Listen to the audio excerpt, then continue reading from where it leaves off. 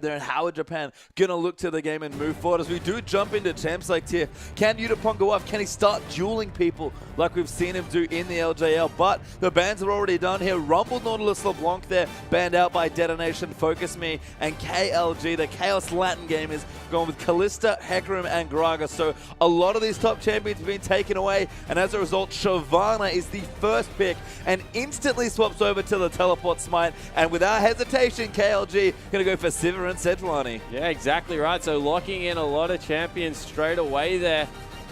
And Sivir Sejuani, that's interesting because Zekro is just, I guess, throwing away a lot of his own personal playstyle. He does play a little bit of Sivir coming through here. Normally is a little bit more of a lane bully, though, on things like Lucian Graves to just go more team focus. And I think that if anyone can get a fight started without a Sivir there, it's going to be the Sejuani. So maybe a little bit of overkill coming through for KLG. Quite possibly as DetonatioN FocusMe do take away RekSai Jana. They're picking so quickly here, really keying in on what team composition they want. Zekro, to be fair, does have a win on the Sivir earlier today, and we're still playing aggressively, so it's more a matter of KLG. If they can get ahead, they look like the team that will just bash down their opponents. Yeah, exactly right. And you know, the thing about Sivir is that we say that she's an ultimate bot, but she does so much AoE damage if she is left unchecked in teamfight. It really is her range that gates her, so we'll see exactly whether Zekro can make that one work again. Sion, Thresh are the picks to come through next for Chaos Latin Gamers, and holy heck, that is a heavy initiation team. Yeah, I mean, we've actually seen this a little bit from the Chiefs earlier in the tournament. So, you know, the Sivir Sion's another big one. Sejuani in there as well for even more engaging. The Thresh to help peel with the box, with the Flay, and even with the Descenders for picks as well. So, DetonatioN FocusMe take a bit of a step back, heavy breath now as well. Because they're kind of like, all right, we picked all these champions and then wait. That's so much engage coming through, but the Vayne has been locked in for Yutaproid. And this is what we have been waiting for a duelist to come through from the Japanese AD carry star. And he actually does really well against Sivir, able to dodge out of the way of a lot of the boomerangs, has a clear item pathing to go for that 1v1 build. And you know what? If they're just going to go all-out team fight, go for some wave clear in your mid laner. They've picked up Corki, and then just let Yutaproid split push all game long. Yeah, got a bit more mid-game power now as well. That should be mid-lane Corki coming through for DetonatioN FocusMe. And Ceros has been looking good all tournament despite the team not yet picking up any wins. So I love the draft here from the Japanese side. KLG, though, considering their options, they need a nice, good, preferably higher damage mid laner to tie the room together, and maybe even Vladimir. We've seen a lot of him today already. Yeah, I definitely agree with the Vladimir coming through here. It would just make sense. Be able to amplify all the high base damages that's going to come through from Sejuani, from the Sion in the top lane. So it just, you know what? You talk about tying the room together, all of a sudden there is AoE for days coming out of this team Yeah, that's squad. exactly what they take. They do pick up the Vladimir for themselves for that mid lane. And you mentioned Sivir's big AoE damage spawn. Suddenly they've got a nice big combo with it. Yeah, exactly right. They've got the Sivir AoE. They've also got Sejuani's AoE that late game you cannot underestimate. Not to mention the fact that Sion, every single thing in his kit hits multiple people if you line it up correctly. That's a really strong lineup coming through here. They scale extremely well as the game goes on, but also have kind of that ability to jump on fights in the mid game with a Sivir as well as a Thresh that might just be able to get them enough picks to get there. Honestly, I like both drafts here a lot as well. I like that DetonatioN FocusMe put a more early game champion in the mid lane, didn't go all in for the scaling with the Vayne and Shyvana.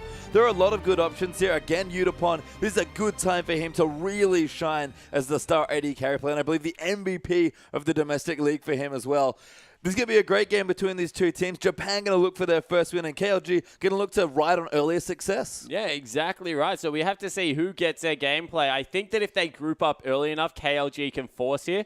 But really, it's all about how well Ceros can control the waves, and Asrarore and Kazu can stop him from getting dove, because they will be running 1-3-1. Mark my words, if you have a Shyvana and a Vayne on the same team, there is no way that they will bump heads together until like 25, 30 minutes in. They're both very farm-hungry champions and actually push waves relatively well if you go that static Shiv second item. So I think that there is success here if they can split up the KLG lineup. Yeah, and that's the Yutaproid style. Start getting your Blade of Ruin King, duel anybody that comes towards you, and just let the rest of your team move move around the map and do whatever they need to do. Yeah, exactly right. And, you know, if they are able to get those things happening, if they can split this lineup up, and then all of a sudden it becomes very hard to dive a Janna in the middle of a lane. Not to mention the fact that RekSai has a knock-up. These are things that they can use to their advantage to really keep them away from the turrets. Yeah, and we do have a pause to start the game, unfortunately, but shouldn't be too long here as we're going to move through a bit more about the game coming through. I guess my big question for you, Spawn, Vayne, we don't see her too often, and I guess there's a good reason. She seems great against a lot of the tanks that populate 5.6, and these are actually the results for the day. So we'll get back to Vayne in a second, but as you can see, 6 of the 8 games played through today, and the results have been nothing short of surprising. Yeah, they certainly haven't, and, you know, Besiktas and the Chiefs are the 2 ones for me that are just completely bonkers. Those guys being knocked off by hard random is just really surprising. And Ints also taking down Bangkok Titans, of course. That was the first loss that came through for the SIA team, and just impressive play through from Ints all day. Yeah, the Brazilians actually on pace for 3 straight games in a row today to push up the record, but I believe it was 1-1 yesterday. So lots of potential there to move through as we see the current standings as we go into this match as well. Ints and Bangkok Titans all of a sudden right on top. Yeah, exactly right. And all of a sudden, hard random from the bottom of the standings is 3-2. And these guys are a legitimate chance to be able to go through. Yeah, Besiktas there as well at 2-3. Not the result we expected from the hometown team here.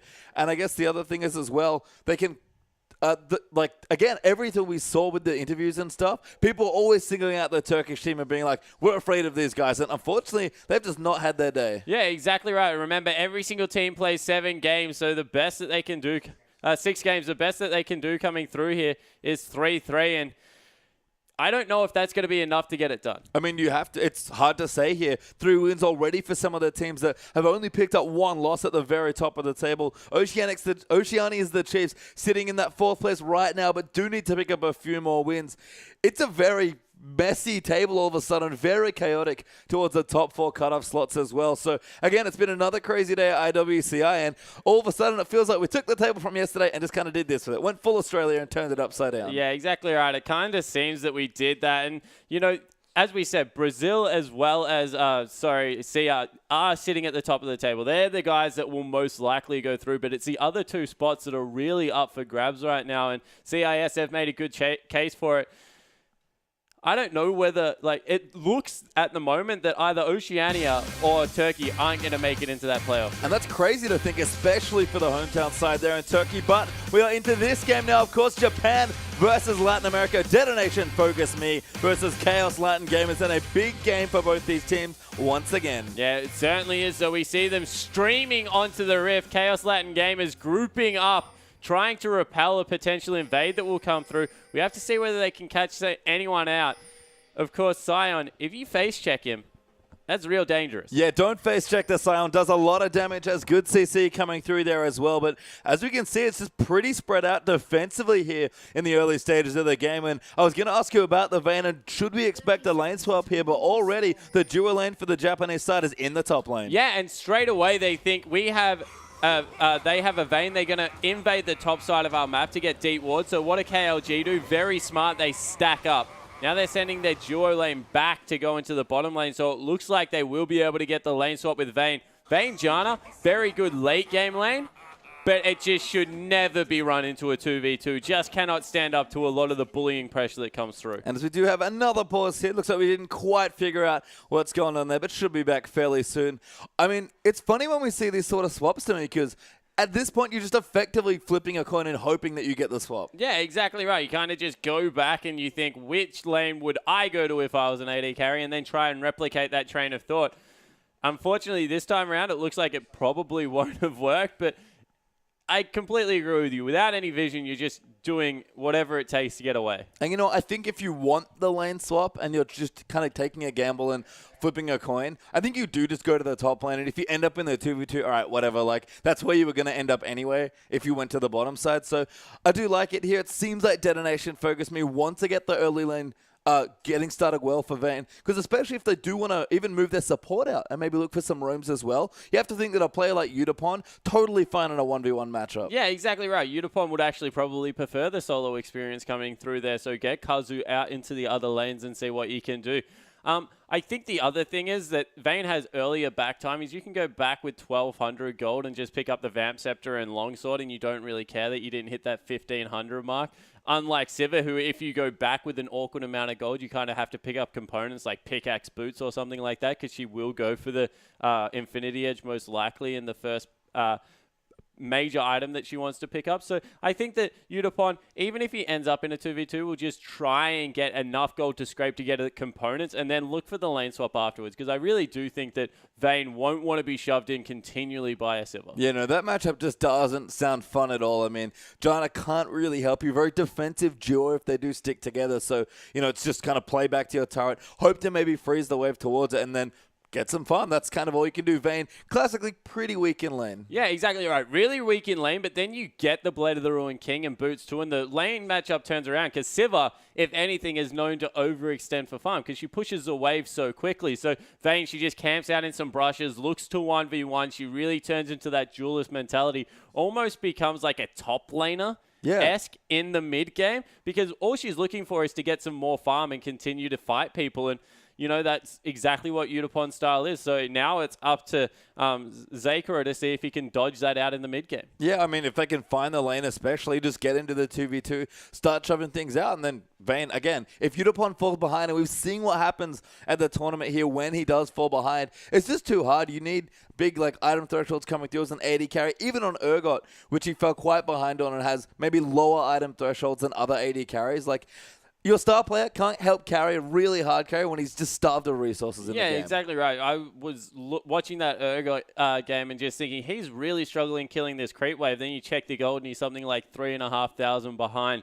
So you're just not going to ever be in a position for success from there. So I definitely agree with you that is one of the keys to unlock Yutapon this game. But when you look down the KLG lineup, they just scream team fight, and they have a really good force coming through there. Sejuani ultimate is kind of like a Gragas barrel, whereas if they're sitting on turrets, you can just throw it at them, and all of a sudden, everyone has to duck and cover. So I definitely think that there are ways for KLG to force the pace here and not let the Shyvana and Vayne get to super late game. I mean, again, when KLG have looked good in the victory earlier today, it was when they got ahead and just snowballed the game completely out of control away from hard random. So I agree, that's absolutely how they want to play. But going to go through a couple of other matchups as we do still have a pause going on.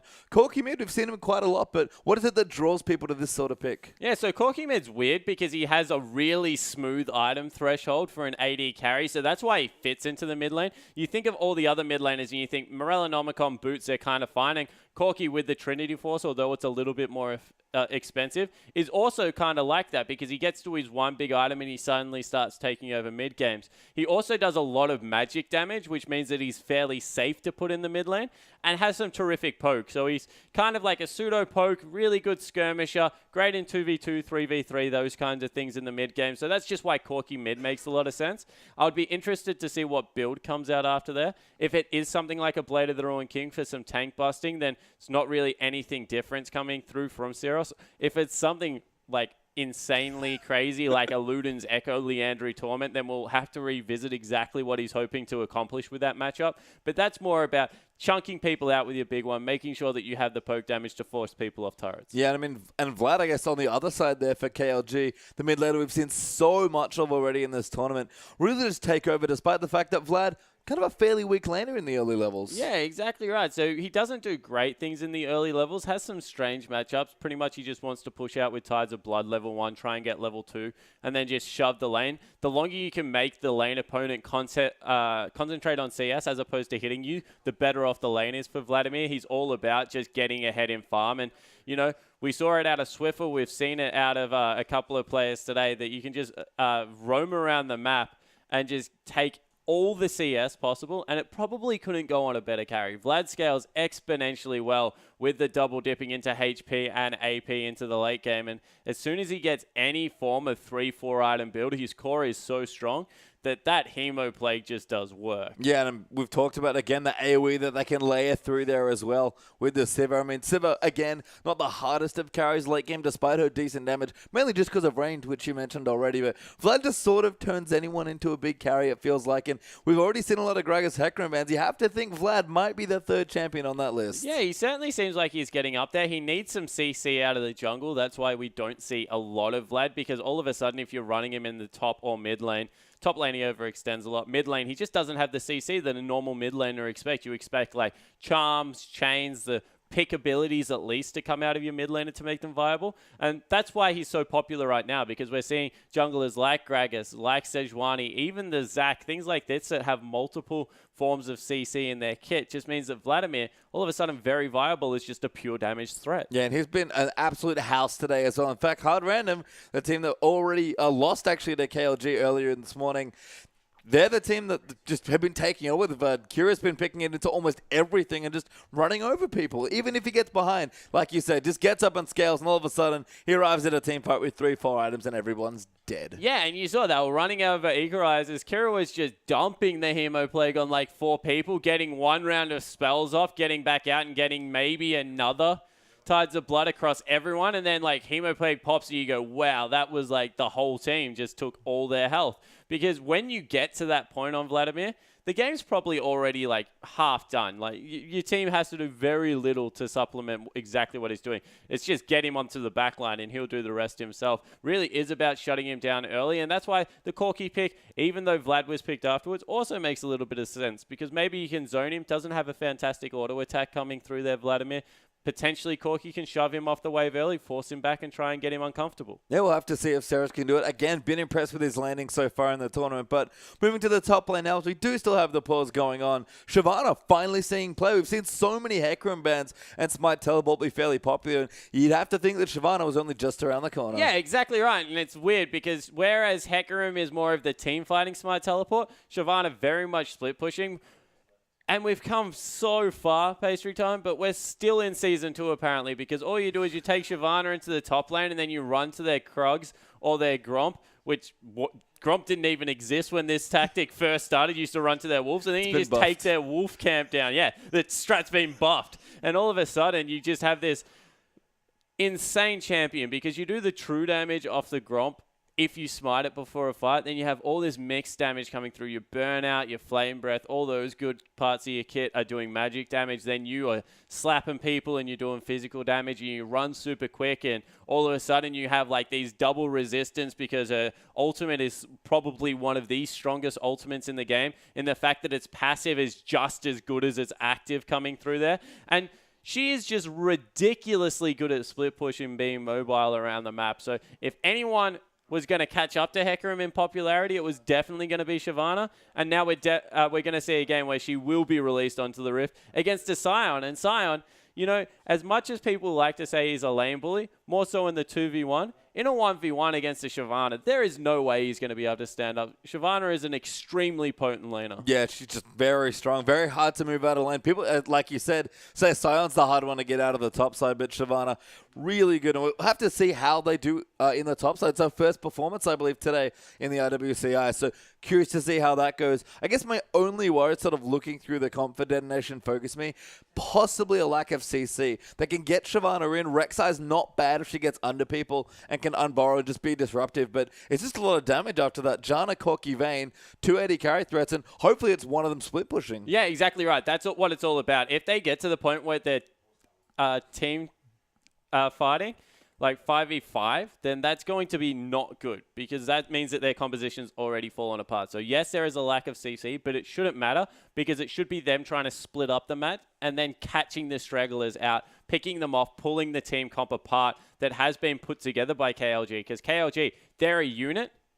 And then you can actually see from their team comp that it is a one-man unit in the top lane, Shyvana, 3 men in the mid lane trying to clear waves and force people to not turret dive than a one-man unit in the bottom lane in the Vayne. So they definitely have gone for extremely polar opposites, and we'll see which strategy makes a lot more sense as the game rolls out. Yeah, I love Janna in those sort of compositions as well, because there's no one better if you're running 3 people exactly in a unit, just kind of running around the map between lanes, trying to not get engaged on, basically. Then, of course, having the Queen of Disengage in Janna, but kind of, I guess, looking through the other things, I guess my other surprise into the tournament has actually been Sivir. Was very popular like many weeks ago, kind of at the start of the 2015 season. And, you know, kind of at a big dip in the middle there. And all of a sudden, especially getting to recent tournaments, this one no different. It's just been so much Sivir. But, again, these are the results for the day as well. We didn't quite touch on all of them, so let's make sure we get on them. And we already talked about Insta's run there. Hard Random also 2-0 with a game to play at the end of the day as well. Yeah, so Hard Random, they lost against KLG. This is coming up. It's their last game of the tournament coming up against Inst. It's probably a must-win to get them into the definitive spot. Yeah, so if they win this one, they're up. They're going to be 4-2 if they come up against Inst, and that will definitely secure them a position. So we'll see exactly how it works out. If they go down to 3-3, then it's not going to be secure. They might have to go into a tiebreaker, see how the other teams finish up. Yeah, I mean, you definitely don't want to be playing tiebreakers here. It's real rough if you have to play, especially in a round-robin tournament, if you have to play tiebreakers, because potentially, depending on how many teams get involved in that situation, there are lots of tiebreakers for you to play in. You have to play all of them here as well. It's not just enough to make the top 4. If you're tied record-wise, you have to keep playing to make sure you get the proper seeding in the top 4 as well. So long days coming up for these teams potentially. Yeah, and that's all tomorrow as well. So we have the 5 games tomorrow and then the tiebreakers to round out the day. And yeah, there might not be any, but the other crazy thing about getting teams down to 4 is that there could be like 10 as well, depending on how that seeding works out. Yeah, you can very unfortunately go full EULCS and have just a circle of tiebreakers going around and around, but hopefully that won't happen again. For a lot of these teams, don't want that to happen at all, just because, again, you want to clinch your spot, take your seed, and just go home and prepare for your next match coming up, because playoffs are going to be brutal as well. For what I think a 5-day tournament off the top of my head, it's a pretty grueling tournament. Yeah, there certainly is, and you know that you have the best of 5s coming up after that, and that's even more League of Legends to play. The other thing about tiebreak is it becomes do or dive, and you have to start using your playoff strategies pretty much a day early, which no one wants to do. Yeah, don't want to show those strategies off here as well. Almost back into the game as well. I believe we have unpaused. And again, a big match here between the two teams. We'll get back into it a minute 30 in. DetonatioN FocusMe versus Kaos Latin Gamers. If you are just joining or rejoining mentally there after the pause. And again, we see the Vayne in the top side, but KLG have sniffed it out like you mentioned, Spawn, and they're up in the top as well. Yeah, so they sent their duo back and then ran back to the top lane. So maybe just good intuition coming through from KLG, but they've been able to get the 2v2. They won't show in lane early. They're going to start off the Krug, so that means that Kazu and Yutaproid will definitely be running into that. Yeah, I mean, at this point, nobody can leave, so we'll just have our standard matchups, but chuck the duos in the top lane instead of the bottom side here. But Ceros versus Reggie is our mid lane matchup here, and the Corki we expect, especially for Ceros, to probably get ahead early here. Yeah, you certainly hope he gets ahead early, otherwise there's not really much point in picking that out. You see, he's actually gone Flask, and has a heck of a lot of potions in here, so going to be recklessly spamming those abilities to be able to force Reggie out of lane. Kind of unique that we're not seeing the Doran Blade start. I think so too. I mean, you do want to get your harass on. Doran's a great early item for landing. I do understand the theory for Ceros here. He's going to be able to be, as you said, pretty reckless with his mana usage here in trades. And, I mean, it does make some sense against Vlad, who wants to trade health back and forth with you, but just in general, you're so strong in the matchup early on that I think you're right. Maybe just take the Doran's Blade. Yeah, and the other thing that's really thrown me through a loop as Ceros takes an incidental turret shot is that Vlad hasn't gone with a shield, and you know that a Corki, he's going to be just throwing out auto attack harass all lane. Yeah, that's very greedy, selfish, something there by Reggie with the boots. I mean, boots are actually pretty good against the phosphorus bomb, but apart from that, you are going to struggle when you start taking those auto attacks. And the thing is, right, is that there is 3 auto attackers on the opposition, 4 if you count RekSai, who has that beautiful auto attack animation cancel on her Q. You've got Shyvana that's going to auto attack. You've got Vayne as well as Corki, as Asrarore in the top lane misses out on a gank, steps on a ward. He's going to have to go back into his jungle. I mean, I like the pressure, though, coming through. Vayne keeping up nicely in CS early on, but I think the DetonatioN FocusMe know that the one person they really need to get ahead is Yutapon's Vayne. Yeah, it certainly is. And you see already the return gank coming up here. Actually just taking out the Scuttlecraft for some nice early golden experience. And you see how much more healthy the RekSai is than the Sejuani in the early jungle. We harp on it, but a lot of these tank junglers, they do fall a little bit behind, even though Julius Tito took an extra camp. Yeah, Sejuani especially gets so low on her first clear, but once you get through it, things tend to get quite a bit better for you. But RekSai instead wanted to go for some top lane pressure and help out the AD carry. And as you see, popping back into the mid side, Roji a little bit behind on CS, but not doing too badly in the early stages. Yeah, certainly isn't doing too bad at all. He's actually very healthy in the lane. So Ceros, he needs to start getting some work done, because at about level 7, this lane going to swap on its head as Reggie has some more points into that Hemo play. So the transfusion coming through on the Q, as well as his ultimate available. So, yeah. And I think the biggest thing for me kind of moving down in the early stages of the game is Sion is somehow massively far ahead of Shyvana already. Yeah, and this is kind of weird, because Shyvana, what she does to people is she just ignores creeps, pushes them in, but she's the one CSing under a turret.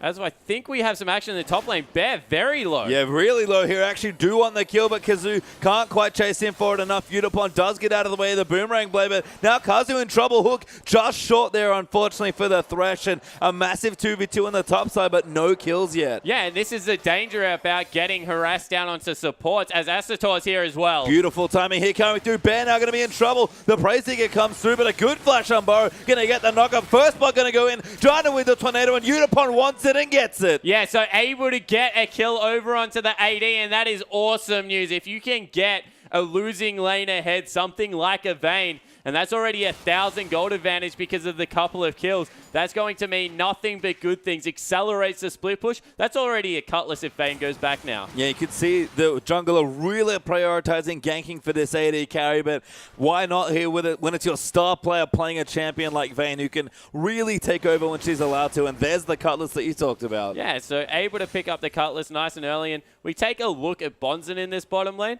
He's playing it very safely, maybe worried that Julius Tito was around as we're going to have the lane swap come back through. But generally what you do on Shyvana is you just run at the creep wave and you just kill it with your W. And then even if people attack you and harass you down, they don't have enough damage to kill you. So you can just go back to lane as base as much as you want, because you run really quickly. You pick up boots early and you just keep running back to lane, farming up everything in sight. But hasn't gone that way so far. Sion, 14 CS advantage. You can see, though, the early items looking strong here on DetonatioN FocusMe's side. We have a Cinder now done for BonziN. Cinder and the Trailblazer there for Asrarore. And I love the lane swap now as well. We mentioned the Cutlass, and Sion might be able to stand up to the Shyvana, but cannot stand up to Vayne. Yeah, so automatically goes back. We'll see whether Burns teleport to get into a different lane or whether just comes back bot to try and deal with Yutapon. But Asrarore, he started up Dragon. RekSai very good at taking Dragon early game, can pop under in between the auto attacks to get some health back. Although not actually doing it, just completely face tanking this one, but still remains very healthy. Yeah, Kazu here as well for a couple of shields. Going to make it a very simple Dragon for DetonatioN FocusMe. They will take it away, and the early play, especially from the Japanese jungler, has been great so far. Yeah, it certainly has. They're going for a dive as well, trying to get Yutapon even further ahead. As you see, Helios, he's being forced into his turret. You can see good damage coming through. Now we'll push the wave in as well. Has to check, does suspect it. And the ward does go down, but they'll look for the dive a little early, unfortunately, in the level 6 Sion. Pretty hard to pin down. They're going in deep. The flash used already by Helio, but Yutapon dances around it wonderfully. Now going to redive as Kazu, taking up a few too many turrets. Is forced to flash there, but does get the kill, and it goes to Vayne once again. Yeah, and pushes the dead Sion away, which is huge news. In the mid lane, somehow, Reggie gets zoned out as well. He's extremely low, so in the end, everything going right. 3 members here, the beautiful knock up there through the flash, but Ceros will get away. Sorry, that was the Valkyrie forcing the flash away after it, but Ceros now getting aggressive into the Vlad, and look at that CS, he's wrestled back a lead. Yeah, he certainly has, able to take over with the Sheen. That's what it was taking, a little bit more poke damage, and you see the phosphorus bombs now, as well as the missiles doing work in this lane. So Ceros, he started off well. Yutapon, he's performing well. Wow, that was a big one right there. And across the map. They're getting advantages. And you know, the early flash that might have been a bit awkward for early game trading now looks wonderful with this quick Sheen picked up. Yeah, it certainly does, because all of a sudden he's all about the poke damage that will come through. So he's firing off the rockets, trying to get himself ahead through poke damage, as we see 3 members around this mid lane. They're confident that Vayne's ahead now. Got boots too, got Cutlass. Maybe we'll see a little bit more roaming coming through from Kazu and trying to help other lanes. Yeah, I mean, that would be great. Again, Asrarore's presence in the early stages has been wonderful. And for me, when we saw Detonation FocusMe earlier on in the tournament, I had to say the reactive play was very good, as Julio Steeder going to get caught out there. Asrarore on the RekSai, really giving it to the LatAm jungler. Yes, certainly is, in his face. This is what you have to do against these tank junglers. The Bruisers were king for a reason. It's because early game, they just bully everyone. And in the end, they're still in there trying to fight. You see Yutapon early. Berserker Greaves as knockup comes through onto Bear. Reggie going to join in here, but Kazu and Ceros are also in as well. 3v3 right now just between the turrets, but Detonation FocusMe will back away from the fight. And you know what, Pastry Time? Real winner, that top laner. All of a sudden, from 14 CS down, 14 CS up, BonziN is going absolutely crazy. He picked himself up that Gromp camp, and all of a sudden, there is no way Zycro can force him off the way. No, great lane swap for multiple reasons by the Japanese side, and Yutapon in his element right now, even on CS against the Sivir as Vayne in the lane swap. Cutlass done, Berserker Greaves done now as well, and poor Sion. We already talked about Vayne kind of being a top laner. There's a reason she sometimes see play top. She's excellent at bullying melee champions. Yeah, she certainly is, and it's all about those silver bolts coming through as we see the high mobility out of the tumble as well. That's what's being maxed first. Going for a little bit of a different path there. Of course, we saw a lot of silver bolts max, but movement is just so strong in the current patch that I'm not surprised to see the tumble max coming back through. Also gives you very good burst trades. And you see in the top lane, BonziN again, he's just back on that Gromp. It's going to be repetitively taken. Hopefully picks up the Krugs as well, because Glowy Fish Shyvana is one of the best things to watch running around. It does look very awesome. Unfortunately, won't help too much in the lane, but Gromp's certainly going to give a nice kick, despite the slight nerf in 5.7. But I agree, Glowy Hand Shyvana all the way. Yeah, exactly right. We see Ceros picking up his blue buff as well, so that lane got a heck of a lot worse now for Vladimir, who's only got a revolver and another book. Look to combine them, a gun and a book, into a tome somehow very shortly. I'm not quite sure what happens. It's almost like the movies where, you know, they're hiding their revolvers in their Bibles or whatever. But whatever the case, Will of the Ancients will be the item picked up once they combine them all together. But Reggie, despite being level 8, now with blue buff on the Corki as well, going to struggle in the matchup, especially when Corki goes back for the next time. Yeah, and all of a sudden, the strong lanes that we heard about out of the Japanese team are really apparent. 20 CS. You see that they're head-to-head for top lane. That's nearly 30 CS, 20 CS now that it's been equaled out with that lane being chunked down in the bottom.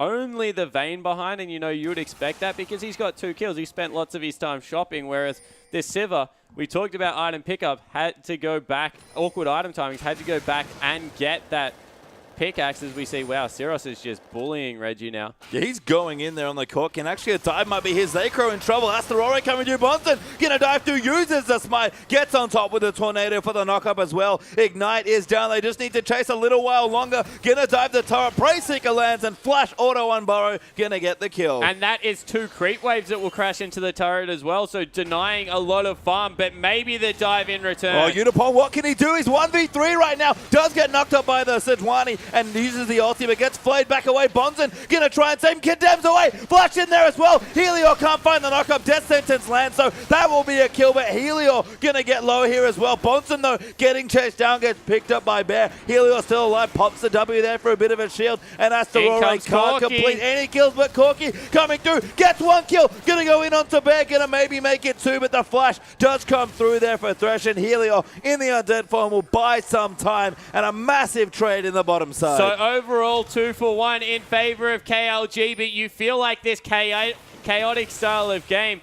is going to really suit the Japanese lineup. They seem to be in their element. Yutapon bought a lot of time for the rest of his team to get there, and it's a 2,000 gold advantage already starting to build up. And we've heard tales in the domestic leagues for Detonation FocusMe of Yutapon's crazy outplays in very precarious situations. That was almost the makings of one hell of a highlight reel. Yeah, it certainly was. And, you know, you could see exactly what he was trying to accomplish. Maybe just a little bit of a misplay because of all the CC that was coming out. But you think with his ability to go QSS second item, we've seen it on Kalista. It makes a heck of a lot more sense on Vayne, if I'm honest. All of a sudden, that's even harder to pull off. And we'll have to see what he goes for. But that Blade of the Ruined King, not too far away now for Yutapon's Vayne. And he's also getting some good experience as well. Level 13, you have to think a key level for the Vayne with the Max Tumble and the Max Silver Bolts. And already at level 9, looking strong here. And again, even against the Sivir, this lane swap has worked out so well. Yeah, it certainly didn't. He's picking up every single bit of farm as well now underneath this turret. Misses out on one, but overall, he can go back, finish up that Blade of the Ruined King. Is equal in CS. Won't be able to give up the minion wave because Sivir just crushes minions so hard that she'll take the turret whenever he does.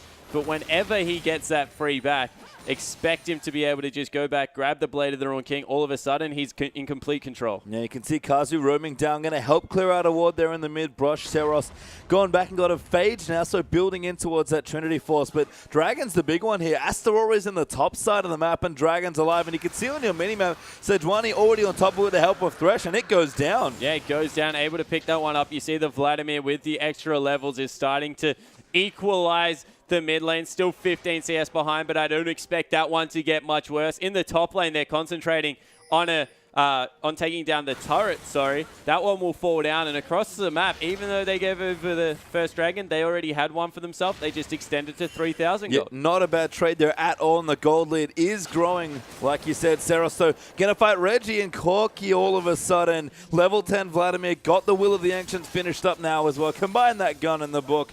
And now Vladimir getting to that point where we've always seen him time and time again today, just so hard to kick out at this stage. Yeah, exactly right. He's just immovable in that mid lane now because it's such a short lane. He crushes down the wave, goes, picks up a jungle camp generally, and is able to get it. You saw that Yutapon, he went back, he did pick up his blade, but he did give up the turret at the same time. Now it looks like they're sending even more members into that bottom lane to try and deal with the Vayne because you don't want the minion wave to be frozen. Yutapon had to pop the ultimate, and now they'll back away. Yeah, use that ulti to keep himself a bit safer, but will clear out the creeps as they hit into the turrets here. Going to get most of them as well, but Vayne still wanting to farm, and KLG have managed to get the bottom turret. You have to think they want to rotate around and take some more there as well, because if they can open up space here in the Vayne, doesn't have safe places to farm.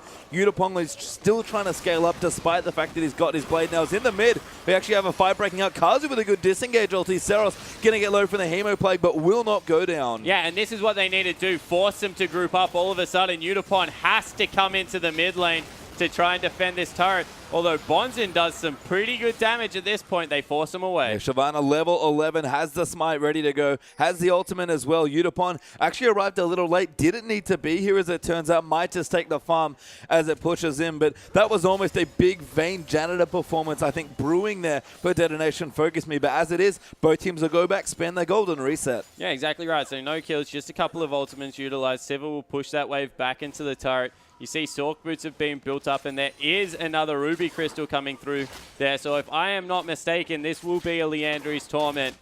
Second item coming through for Ceros. Maybe. Here, that could be the Haunting guys into the Leandry's. Be curious to see if that's what he wants to go for. Have to imagine the Trinity Force will get finished first, although maybe not actually. Wouldn't be too bad just to have Phage, Sheen, and then the Sork Boots plus the guys. Yeah, the combination of the Trinity Force is a huge pickup for Corki, but maybe he will circumvent it. The only other thing that he could be going for is maybe some early magic resistance, but just not picking up a null magic mantle doesn't make sense. That's why I think it is the Haunting guys coming through there, but we definitely will have to still wait and see. Well, Corki, again, you said that Trinity Force is usually a guarantee, and then after that, you kind of go off the deep end with mid lane Corki. So see how deep Ceros wants to go, but Yutapon, you can see sneaking into some brushes down the bottom. Not quite level 11 yet on the Vayne, but this is the style that he wants. Can he get the 1v1? He's going to line it up here on Sivir and Zakro. That's too far forward. There's the ulti pop by Vayne. Going to go in. Oh, hits a creep. Not good news, but he's going to keep going through. The blade down as well. Will go in and gets an easy 1v1. Yeah, you can tell that he's a skirmisher because he counted abilities. This has been always the thing about League of Legends. Everyone has threats in their kit, but he counted all 3 of the ricochets, came out, waited till the boomerang blade was thrown, that cue from Siva, realized all of a sudden, no burst damage. All she has left is auto attack trades. I'm Vayne, I'm going to win an auto attack trade, let's go in, and blew him up. Yeah, and this is exactly how Yutapon has carried so many games back home in Japan, so we'll see if we can continue the style here. 3-1-1 so far, so we do have a roam here coming through from the rest of Detonation FocusMe. Ceros has pushed the tower down. That's 2-1 now up for DFM, and look at BonziN in the top side as well, pushing down the top side. Yeah, he's 50 CS in the advantage. There is no way right now that you go anywhere near that Shyvana because it's just not worth it. She's going to ult away, she's going to run really quickly, she'll smite you so you do no damage. This is the thing about challenging smite. It's just got so many things that make it good. It makes it a good offensive tool. It's a fantastic defensive tool. Really just does everything. And Yutapongo going back and spent, and a BF sword is his choice. So no QSS could have picked it up there with that goal, but going aggressive. And that could be maybe Bloodthirster for a bit of safety, but maybe even Infinity Edge for real deeps. Yeah, we'll have to see what it is. If it is the Infinity Edge, I expect it to stop at the pickaxe and then go into a Zeal because there's no point really grabbing an Infinity Edge without any other crit build up in your build at this point as a second item. But Bloodthirster makes a heck of a lot of sense. It gives you so much lifesteal coming through in the item build. Is Reggie going to run into BonziN? BonziN not really bothered by him, but Renzi steals the Krog. You're going to have to be careful, buddy. Don't poke the dragon. Yeah, definitely don't poke the dragon. Giant's Belt, double cloth armor, and the Merc treads. Not that much AMR, but Reggie, yeah, I think immediately realizes the error of his ways. Yeah, exactly right. You just see how much damage BonziN does. Still has the ult available. Reggie has double escape summoner spell, so not really in much danger. But it's going to be extremely hard to deal with. Actually, both of these champions right now, BonziN's probably better off running past Reggie and just farming up the wave. I think so too, but neither of them quite itemized yet for the situation. I guess Shyvana is going to build into some magic resist soon, but seems to be finishing the Randuins first. Yeah, just go for the Randuins, then pick up any form of... I like Locket at the moment if I'm going to go a solo item, but Banshee's Veil also a fantastic item coming through there. Even Spirit Visage, if you want to pick it up. If you're going for any lifesteal late game, it makes it a very attractive pickup as well for Shyvana. Yeah, for sure. I mean, Spectre's Cal helps up so much in that matchup, so we'll see when that does come through for the Shyvana. But this is exactly the game plan that we expected coming through from Detonation FocusMe. You look across that minimap, spread out wonderfully, 1-3-1. Yeah, exactly right. All they're going to do is continue using the Corki to poke out lanes and I guess harass and be annoying as Yutapon doing the exact same in top lane, just continuing. It's a frozen heart on Helio. He doesn't do much damage, but every third proc, you just see a little bit of a chunk go through. Yeah, KLG, though, back on top of the Dragon. Detonation FocusMe not able to keep track of them here, and that's going to be 2 for 1 now, but they're going to take turrets instead. Helio are actually going to get his ult blocked there by Kazu. Tornado going to come through. Yutapon chasing him, but they just want the tier 2. Yeah, exactly right. And you know, KLG actually trading the Dragon for the turret is in Detonation FocusMe's favor because at the end of the day, this is still a double AD carry composition, and they're going to crush through structures so quickly. They're actually committing to the top lane, probably looking to trade an inhibitor turret for a mid lane tier 2. Yeah, I thought BonziN was going to teleport, but he actually goes top lane there. Kazu going to get hooked up by Bear, though, and Ceros taking out the tower. Yutapon just working on it. Will take out the structure, and KLG, a big misstep here, might loosen the inhibitor, but they are coming back in. Reggie ready to go. Helio, though, going to get chunked out there. Reggie now going to join in. Massive Hemo play, but Yutapon wants in. He's going to try and 1v1 the Vladimir. Tumbles out of the Arctic Assault. Is going to keep going in. Gets exhausted, but BonziN's going to peel away. Vayne with a great condemn. Now going to fire onto Julio Stito. Does get the kill. Will go down, but the inhib's fallen away.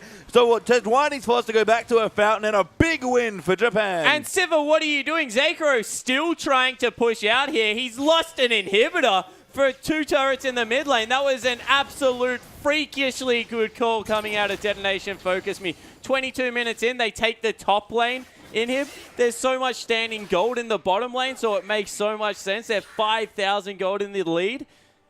That's just thrown the game into the wash. Yeah, and I said it before, in their losses, Detonation FocusMe still looked good around objectives, made very good rotations to sort of reduce the damage when they were behind. Unfortunately, they couldn't do it enough to pick up a win, but their objective players looked good when behind, and when ahead looks even better. Yeah, exactly right. So they're able to make a really smart call. All of a sudden, there's a wave in the top lane that you can't ignore. You siege up with your Corki, who's now finished his haunting, guys. Just throw rockets at everyone. You leave Yutapon in the bottom lane to split push. He's got double lifesteal items now. Just everything falling together right now for Detonation Focus. It is, but I do have to ask you about the Corki spawn. You mentioned it that mid Corki does have quite a few options. We did expect the Trinity Force, but please tell me all about Haunting Guys. Yeah, so Haunting Guys is one of the items that Corki can pick up because he scales very well with magic penetration. That's why you see the boots. His spells are a lot of his damage, and then the one auto attack with the Sheen proc. So going for a little bit more of a poke-orientated build.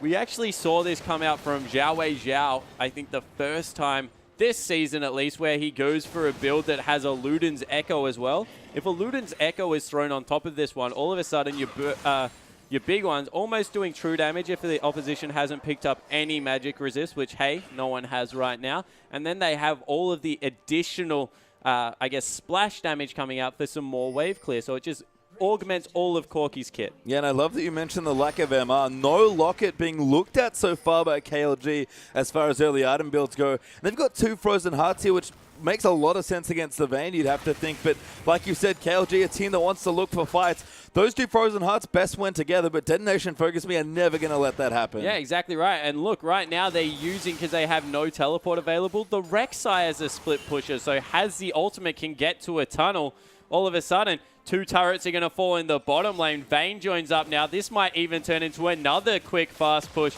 with the inhibitor under fire once again. This time not going to make the same mistake. Everyone backs away. Yep, KLG all hit those blue pills, but Ceros has rotated in as well. This bottom inhibitor turret might not last long here, and they are going to get on top of it. Look at it getting chunked down. The Corki going to join in, and all of a sudden, an amazing rotation by Detonation FocusMe might even get them another inhibitor. Yeah, it certainly looks like it's going to. They need to fight right now, KLG. Yeah, KLG do want to fight. They're going to line it up. Bear going to run in. Asrarore the target, but he might just sacrifice himself. Kazu going to get knocked up there, and Julius Theater coming in. Good 2-man ulti, but Jana will reset. Now BonziN going to dive into the back as well. Just going massive, ripping through with the damage. And Vayne now free hitting onto single targets. Reggie, good zone user, will keep him safe, and Sion chasing away the Vayne, who's force sticking down. Kazu going to get low there, but the big ones coming in, and Ceros not mucking about with the damage. Yeah, and it's 1 for 1, but once again, they broke another section of the base. Juliosito, he had to go back halfway through that fight because it was in, Super Creeps taking out his Nexus turrets. One of them fell while this was going on. 6,000 gold in the advantage of Detonation FocusMe, and they're picking up advantages everywhere. Yeah, Leandru's done now for Corki as well. Pickaxe there for Vayne, possibly working on a last whisper just to laugh at all this armor being built up. And Silverbolt's, hey, doing a pretty good job already. Double Randuin's completed there for BonziN and Asrarore as well. And we've talked about even the Spectre's counter coming through for Shyvana, along with that Ruby Crystal, going to make fighting the Vlad, if she gets into a split push with him again, even easier at this stage of the game. And KLG just too far behind in their game plan does not match up well at this point. Yeah, and once again, Pastry, I just want to bring it up. KLG beat Hard Random, who went on to beat the Chiefs and Besiktas. Now, all of a sudden, a team that is yet to pick up a win is absolutely dominating KLG. These wildcard regions are so close together in this tournament. They are, and it's been, again, 2 crazy days of play, almost completed now. This is our second last game of the second day, and Detonation FocusMe needed to get things going. Would love to pick up a win here and get on the board and start building some of their momentum. And all of a sudden, we look to tomorrow, and we're not too sure how the results are going to fall. Yeah, I have absolutely no idea. Throw my power rankings out, definitely. Thank you very much. See ya. That's the region, by the way, not me saying goodbye. Yeah. But yeah, everything is just, yeah, it's completely in the balance because they're nuts. Japan, they're the youngest league coming into this one. The fact that they're even able to stand toe-to-toe with these guys is just so impressive. I wanted to bring that up as well, but it's not even just the, maybe the skill matching up more evenly than we possibly would expect. It's the strategy here. It's so sound, this game. Yeah, it certainly is. They know exactly what they want to do. Helios under fire. Yeah, Helio has to run away. Will not pop the ulti, but that inhibs now wide open, and the rest of DFM just keeping KLG at bay, and that inhibs dead. Yeah, but they have got the flank, so they might be able to get in here. BonziN, though, he's a pretty good bodyguard here for this Vayne. Just going to run him out. Now Yutaproid going to go in onto the Bear. Bear going to take too much damage. Flutters out of the queue. Great knock up there by Asrarore, and Zekro under attack. Will go down as Ceros gets the kill. Yutaproid still alive, but does finally go down. But the trade already in the advantage here of Detonation. FocusMe. Reggie going to join it in the backside, but Shyvana going to chase him away. And no more kills. A 2-for-2 trade, actually, as Reggie gets knocked up on the way out. But another inhibitor goes down. Yeah, another inhibitor goes down, this time on the bottom side of the map. Baron, a very real objective when you have a Vayne on your team. Not to mention Leandry's Torment, which is just so good against it. They'll pick up their first dragon of the game. Need to be careful here. Julius Dito is going for the flank. Teleport is available from Helior. Want to look for the steal, it seems like, but DFM will keep the jungler out there. They'll take it away, even up the dragon. Honestly, don't really need it. Just want to make sure KLG don't get it. Yeah, exactly right. So they're able to grab that one. It also delays the 5th dragon, whereas if this game somehow for a miracle continues to go on, is going to be a big objective for KLG to be able to secure. But now all of a sudden they have to send Sivir, who's probably the only person that can deal with a creep wave that big, honestly, into the bottom lane. They do have a top laner with teleport, but the danger is if Helior ever has to use that one, the wave's just going to push in because he's not going to be able to shove it far enough out. And there's only one Nexus turret alive. One of them went down at like 22 minutes. Yeah, there's another inhibitor open in the top side as well, and Detonation FocusMe, plenty of strong options now as well. Yutaproid hasn't quite finished the last Whisper yet, actually behind in CS, but you can sort of see why given all the dueling and pushing he's been doing. Yeah, exactly right. And he's 5, 3, and 4 as well. 9 kill participations. Wow, that was horrible. To 2 is pretty much sitting pretty in terms of items. Although the Infinity Edge as well as Static Shiv means that if Zekro gets some good crits at the start of the fight, he's going to be doing a lot of damage as well. But they have started up the Baron. They have indeed. They'll clear out the wards there as well. Bear trying to get to Vision. Kazu, that's a good hook target. Flayed back as well. Asrarore, they're going to join in. This Baron taking so low, Yutaproid wasn't even there. They actually do have to disengage as Helior will use his teleport. That is so many wards in the back of Baron. Look at where the creeps are. They're starting to fight. Yeah, they are going to fight in there, but DFM all they have to buy time. Julius Dito dives onto the Vayne, but will go down. Helior getting low as Asrarore is just dove in the backline. Reggie going to look to go down. Does pop the Zhonya's, but a 1-for-1 trade. Now 2-for-1. Creep wave pushing massively into the base, and the rest of KLG have to back away to defend. Yeah, just show me the base. The Nexus turret is going to fall down most likely, and this is absolutely nightmare. The base is broken. There is nothing defending their Nexus. Yeah, Super Creep's going in, and DFM don't want the Baron pushing up the top side instead. Going to look to maybe finish the game. Yeah, they're looking to get in there with a cute play. Oh my god, Jana, be careful. Yep. Zekro there getting good damage in. Kazu will be okay. DFM will just take the next inhib instead of Zekro. It's a massive Q to the face there from Ceros. Can't complete it yet. The death time is still too low, but that's 2 inhibs down and Baron now wide open. Yeah, and there is a cheeky ward in the base pastry time, and there is a down inhibitor. So for the next 5 minutes, no one can leave that base because of the ward. Because if any time they extend too far out, Shyvana's just going to run in and finish the game. Was trying to find a tunnel there as well. Nothing quite close enough, unfortunately, for Asrarore. But again, Baron is now in their control. They're picking it as well. Wow. I wonder if BonziN's going to go for it. Because honestly, I don't even know if they can kill him in time, as Asrarore also taking out the jackpot of all jackpot when it comes to wards. So much money. Actually has to back away. There's still 2 left that he hasn't cleared out yet, but this is a horrible choice for KLG. Stop the Baron and lose your base to a Shyvana, or stay in your base and lose the Baron. Neither option is good. Yeah, exactly right. And they've pushed out that far that I think at this point Shyvana can nearly even go for it because they can just stop everything else. Probably won't die quick enough, but Reggie, he's under fire. He's been caught there by the Jana. BonziN on top of him. Now Ceros going to join in. That's a dead Vlad. Yeah, all of a sudden, 1 member down. They can just take the Baron at will, or maybe they push in, try and end the game. They don't need the Baron, it looks like here. So strong are the members of Detonation. FocusMe. Yutaproid going to join back in. Now has his last Whisper. BonziN gets hooked, but he's just going to shrug that off. In fact, he's tanking turret aggro. Yeah, he doesn't really care at this point. He's absolutely massive. A 3-item Shyvana at only 31 minutes in. They're looking to end. BonziN going to tank it up as well. Asrarore actually going to have those duties, and that's how it almost goes down. Zekro pops his ulti. Helior in the back there as well, but Sivir now a little too far forward. Wow. Massive cute ulti there from the Corki, and they'll dive in.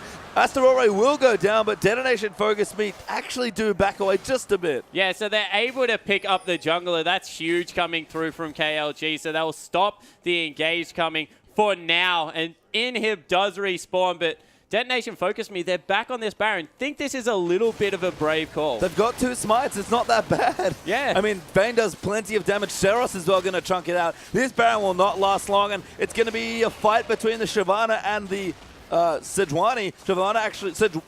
Shyvana ahead in levels as Yutaproid just wants the kill instead. Zones out Chile and looks to get the kill, gets it. Yeah, able to pick up the kill in the end. So Baron will go down all of a sudden. Bottom lane, mid lane, anywhere is really an objective for Detonation FocusMe to be able to get in here. They'll go back, spend up their gold. 8,000 in the lead. And this has been a really impressive performance. And look at Ceros. He's got a Void Staff after that as well. Really wants to get those spells going. Yeah, he certainly does. Just wants as much penetration. Of course, Corki doesn't scale as well with AP, but Magic Pen, boy, is he beastly. Yeah, really strong. You saw the big ones in the earlier fight, doing plenty of big AoE damage there. So I like what's going on here. Just one more inhibitor to break if they even need it, and the Baron buff makes him incredibly strong at this stage. Yeah, certainly does. And, you know, maybe it's a miracle big 5-man ult that will come through, but Reggie, he's been caught again. Caught again. Yes, Ceros now coming in. Look at that damage coming through. Kaos are going to move in. Reggie will get out with the pull plus the lantern, but Sejuani going to take out a turret now as well. Somewhere in the map. Don't know where. Oh, it's actually the mid lane that was prepped earlier. Him's going to fall down as well. BonziN might launch himself in at a moment's notice, and the very open inhibitor. Zycro defensively pops the ulti. Yeah, it certainly does. They're going in. Yeah, they try and find it, get the stun, but QSAT's out, and now Asrarore going to dive into the team. Does take a little too much damage, but BonziN going in into the back. Massive damage following through. Reggie going to get aggressive, but Yutaproid just does not care. He's such a beast right now in the Vayne. Does get exhausted, but Bear goes down. He'll chase them in. A Detonation FocusMe finally pick themselves up a win. And they do it in an extremely convincing fashion with outplays, good shot calling, and a huge lead at the end of the game. What well played coming through there. And they did it with the weirdest double AD/AP Corki I've ever seen. Yeah, I mean, Ceros' build, curious, I think, for a lot of people. They'll be checking the tapes for that one come the days. But the Japanese squad, pretty elated there, you have to think, finally get themselves a win. You can see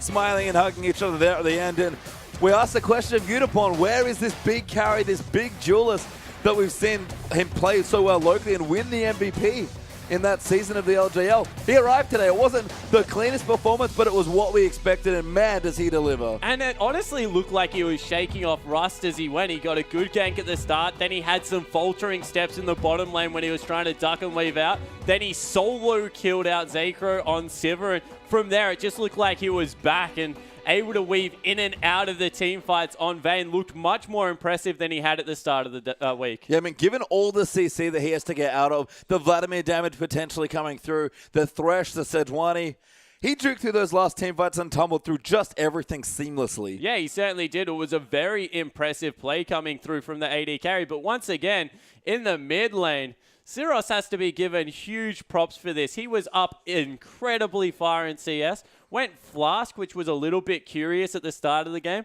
I think could have bullied even further with the Doran's Blade, but once he hit level 6, boy, was that lane over. Yeah, I mean, despite maybe the Void stuff that was cool-looking stuff coming in there. I mean, Ceros was great. I love the Leandries. He just played well. You saw in the team fights as well. Shyvana diving in, RekSai diving in under them as well. And he was an AoE threat there in that team comp. Yeah, he certainly was. Curious build, but it was all about getting an early advantage in this game, and it led to this. We have a replay, actually, that we'll bring up of what exactly happened in the top lane. So before that, they traded mid lane turret for the outer, and then they continue to go. So at this point, KLG think we have the mid lane, we have a better advantage, but they're against a double AD comp. So when we roll this one out, you see that they actually just start ignoring Helios because they have the teleport onto a creep, and they just burst down the turret from there.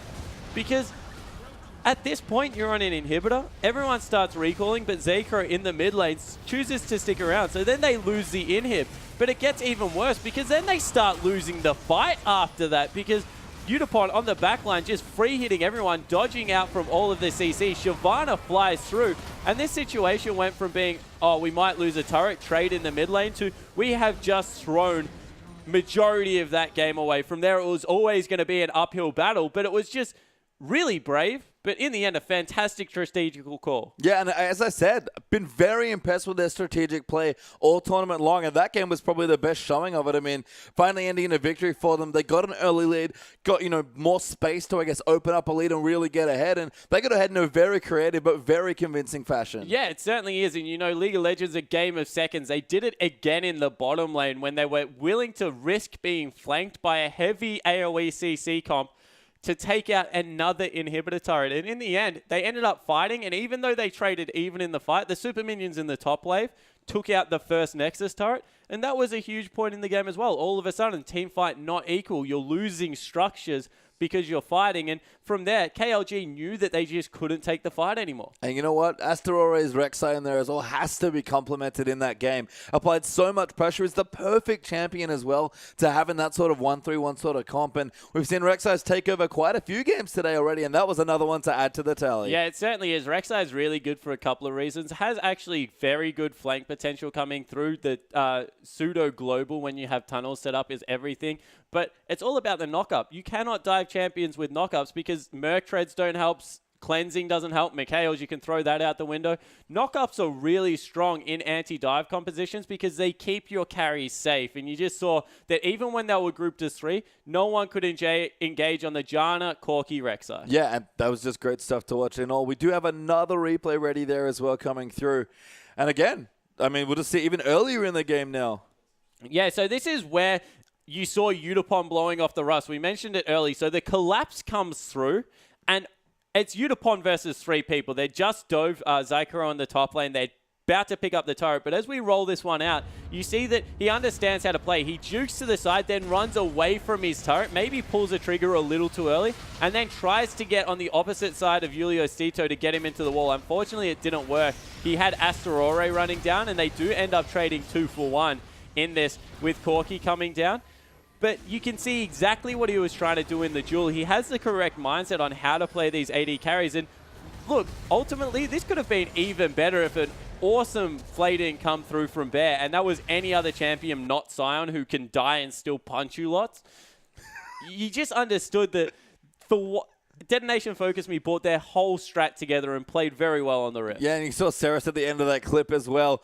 All of the damage from the Corki. I mean, we talk about Corki's damage as spells. He used to be a popular AD carry pick, sort of dropped away. You have to think with being a big carry for his team is difficult as a single AD because of how big their tanks are. But as a mid lane threat, as a good early to mid game powerhouse, looks great there in that comp and bridged out the game perfectly for the team. Yeah, it certainly did. And look, Corki fell away because he hasn't got an attack speed steroid or something like that. And all of his abilities are magic damage. He still does a heck of a lot of damage. If you do build him as attack damage carry, he has a good repositioning tool, but just didn't have that steroid to keep him going. So that's why he's fallen out of favor. But as a mid laner, he ticks all of the boxes. Good burst damage, poke damage, has a reliable escape to get out of it, although you saw a beautiful interruption coming through from Julio Stito on that Valkyrie.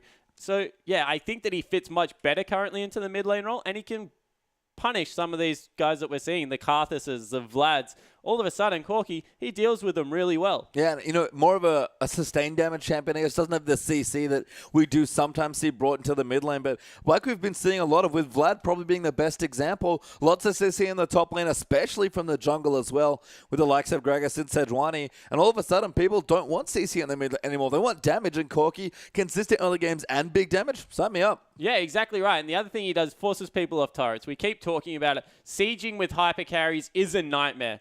You get someone like Corki that forces people away from turrets, this time with poke damage. It's not a clear out like Gragas, but they're just very few and far between in the game of League of Legends. Corki's poke is AoE. He's kind of like what old Jace was. So he's able to be utilized in that fashion that you just throw 2 big ones out there and all of a sudden, no one can go near the turret anymore. You saw how much damage they were doing. Yeah, I mean, in the late game team fights especially, people were clumping up because Sejuani was diving in, and Ceros was just firing rockets in the middle of it. I don't even think he used any other abilities. He didn't need them. Yeah, exactly right. You just sit there, you keep firing rockets. Yeah, we are going to go straight to an interview.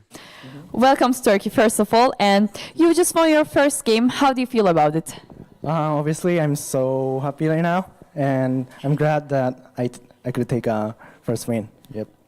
That's great. So, Vayne's a very risky pick in this meta. How did you find the confidence to pick her?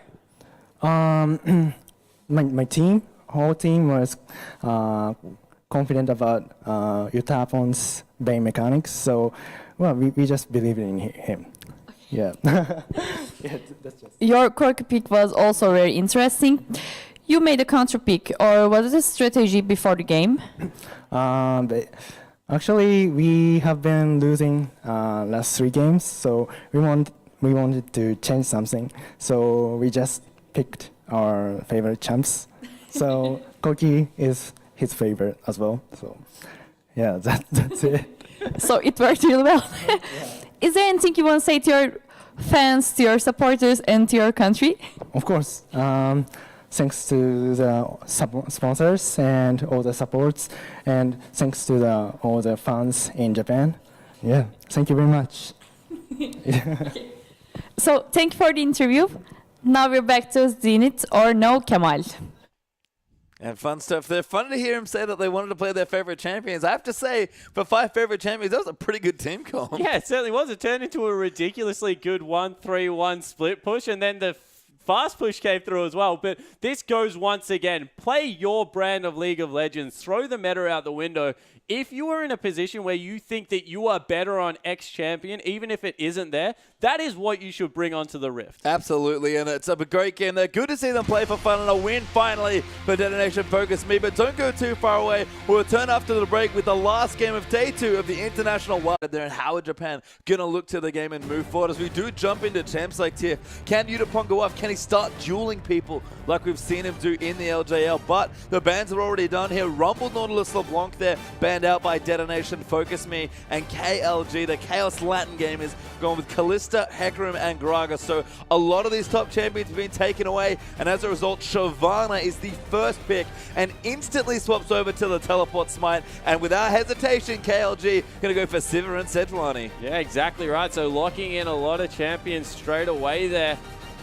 And Sivir Sejuani, that's interesting because Zekro is just, I guess, throwing away a lot of his own personal playstyle. He does play a little bit of Sivir coming through here.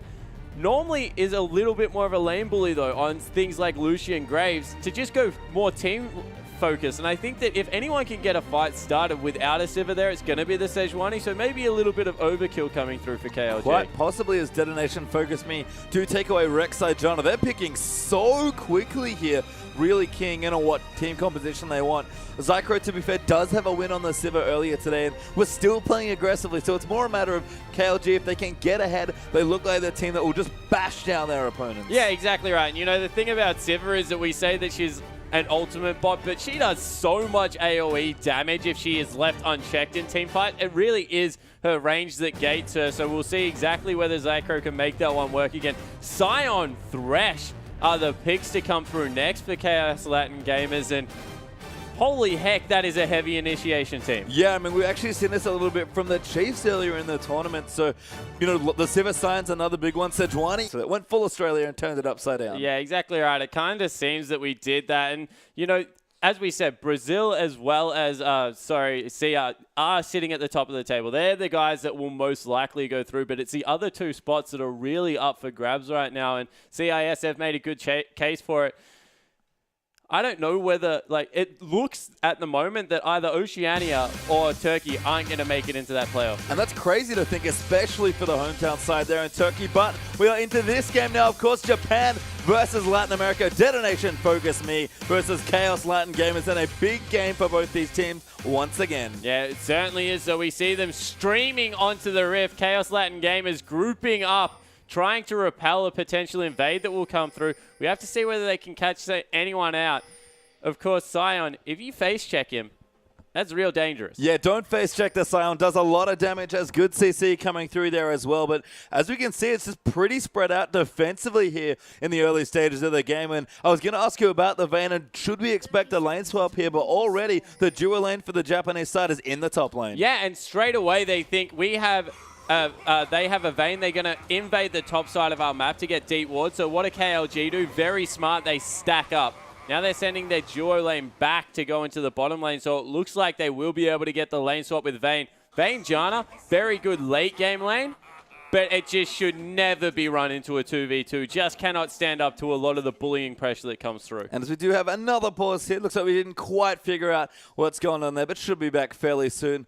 I mean, it's funny when we see these sort of swaps to me, because at this point, you're just effectively flipping a coin and hoping that you get the swap. Yeah, exactly right. You kind of Seems great against a lot of the tanks that populate 5.6, and these are actually the results for the day. So we'll get back to Vayne in a second, but as you can see, 6 of the 8 games played through today, and the results have been nothing short of surprising. Yeah, they certainly haven't. And, you know, Besiktas and the Chiefs are the 2 ones for me that are just completely bonkers. Those guys being knocked off by hard random is just really surprising. And Ints also taking down Bangkok Titans, of course. That was the first loss that came through for the SIA team, and just impressive play through from Ints all day. Yeah, the Brazilians actually on pace for 3 straight games in a row today to push up the record, but I believe was 1-1 yesterday. So lots of potential there to move through as we see the current standings as we go into this match as well. Ints and Bangkok Titans all of a sudden right on top. Yeah, exactly right. And all of a sudden, hard random from the bottom of the standings is 3-2. And these guys are a legitimate chance to be able to go through. Yeah, Besiktas there as well at 2-3. Not the result we expected from the hometown team here. And I guess the other thing is as well, they can, again, everything we saw with the interviews and stuff, people are always singling out the Turkish team and being like, we're afraid of these guys. And unfortunately, they've just not had their day. Yeah, exactly right. Remember, every single team plays 7 games, so the best that they can do, 6 games, the best that they can do coming through here is 3-3. And I don't know if that's going to be enough to get it done. I mean, you have to. It's hard to say here. 3 wins already for some of the teams that have only picked up 1 loss at the very top of the table. Oceania is the Chiefs sitting in that 4th place right now, but do need to pick up a few more wins. It's a very messy table all of a sudden, very chaotic towards the top 4 cutoff slots as well. So again, it's been another crazy day at IWCI, and all of a sudden it feels like we took the table from yesterday and just kind of did this. Extremely well as the game goes on, but also have kind of that ability to jump on fights in the mid game with a Sivir as well as a Thresh that might just be able to get them enough picks to get there. Honestly, I like both drafts here a lot as well. I like that DetonatioN FocusMe put a more early game champion in the mid lane, didn't go all in for the scaling with the Vayne and Shyvana. There are a lot of good options here. Again, Yutaproid, this is a good time for him to really shine as the star AD carry player, and I believe the MVP of the domestic league for him as well. This is going to be a great game between these 2 teams. Japan going to look for their first win, and KLG going to look to ride on earlier success. Yeah, exactly right. So we have to see who gets their gameplay. I think that if they group up early enough, KLG can force here. But really, it's all about how well Ceros can control the waves, and Asrarore and Kazu can stop him from getting dove, because they will be running 1-3-1. Mark my words, if you have a Shyvana and a Vayne on the same team, there is no way that they will bump heads together until like 25, 30 minutes in. They're both very farm-hungry champions and actually push waves relatively well if you go that static shift second item. So I think that there is success here if they can split up the KLG lineup. Yeah, and that's the Yutaproid style. Start getting your Blade of Ruin King, duel anybody that comes towards you, and just let the rest of your team move around the map and do whatever they need to do. Yeah, exactly right. And, you know, if they are able to get those things happening, if they can split this lineup up, and then all of a sudden it becomes very hard to dive a Janna in the middle of a lane. Not to mention the fact that RekSai has a knock-up. These are things that they can use to their advantage to really keep them away from the turrets. Yeah, and we do have a pause to start the game, unfortunately, but shouldn't be too long here as we're going to move through a bit more about the game coming through. I guess my big question for you, Spawn, Vayne, we don't see her too often, and I guess there's a good reason. She's in there as well for even more engaging. The Thresh to help peel with the box, with the Flay, and even with the Descenders for picks as well. So DetonatioN FocusMe, take a bit of a step back, heavy breath now as well, because they're kind of like, all right, we picked all these champions, and then wait, that's so much engage coming through. But the Vayne has been locked in for Yutaproid. And this is what we have been waiting for a duelist to come through from the Japanese AD carry star. And he actually does really well against Sivir, able to dodge out of the way of a lot of the boomerangs, has a clear item pathing to go for that 1v1 build. And you know what? If they're just going to go all-out team fight, go for some wave clear in your mid laner. They've picked up Corki, and then just let Yutaproid split push all game long. Yeah, got a bit more mid-game power now as well. That should be mid-lane Corki coming through for DetonatioN FocusMe. And Ceros has been looking good all tournament despite the team not yet picking up any wins. So I love the draft here from the Japanese side. KLG, though, considering their options, they need a nice, good preferably higher damage mid laner to tie the room together, and maybe even Vladimir. We've seen a lot of him today already. Yeah, I definitely agree with the Vladimir coming through here. It would just make sense. Be able to amplify all the high base damages that's going to come through from Sejuani, from the Sion in the top lane. So it just, you know what? You talk about tying the room together, all of a sudden there is AoE for days coming out of this team that's squad. exactly what they take. They do pick up the Vladimir for themselves for that mid lane. And you mentioned Siv's big AoE damage spawn. Suddenly they've got a nice big combo with it. Yeah, exactly right. They've got the Sivir AoE. They've also got Sejuani's AoE. That late game you cannot underestimate. Not to mention the fact that Sion, every single thing in his kit hits multiple people if you line it up correctly. That's a really strong lineup coming through here. They scale